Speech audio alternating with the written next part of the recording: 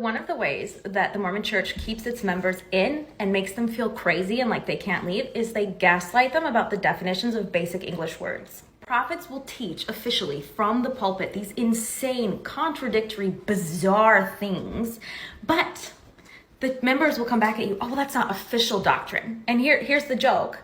There isn't really any official doctrine because doctrine, according to the Mormon Church, never changes.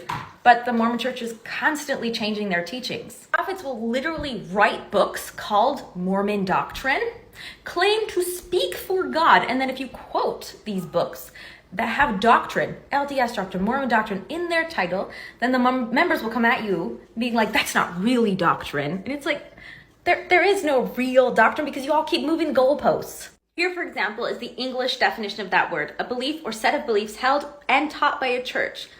With this as a thing, then you have to admit that the church has had extremely racist doctrine that they have changed their minds about, that they have changed. If it is a concept that was taught during General Conference by prophets and then was published in manuals and in books and taught to the members, and the members held this belief for decades, you have to stop gaslighting people and saying, well, that's not officially doctrine.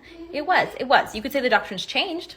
Another basic English word that members of the LDS Church like to gaslight everyone about is the word secret. They will tell you what happens in the temple is not secret, it's sacred. What happens in the temple is absolutely secret, as in, it is not meant to be known or seen by people outside the group, which is why even when former members who went through it is their experience, when they talk about what happened in the temple, people from the Mormon Church come in the comments and flip a lid and tell them to be quiet and stop talking about it because it's sacred, so you're not allowed to talk about it. If you're not allowed to talk about it, if you cannot scream it from the rooftops if you want to, then it is a secret. Let's look at the definition of sacred. Does it say anything about you not being allowed to talk about it? No one's allowed to say anything to anyone outside of the group? No, connected with God or dedicated to a religious purpose and so deserving veneration. That's it. It doesn't mean you're not allowed to talk about that.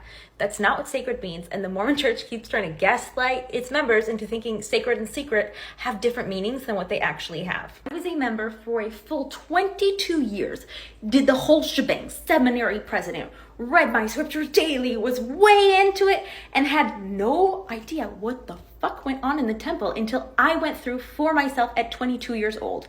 I was not warned about what I would be wearing, the fact that I would be learning secret handshakes to get into heaven, none of it. That is a secret, it's not sacred. If it was sacred, then you could talk about it, maybe in hushed or reverent tones, but you could talk.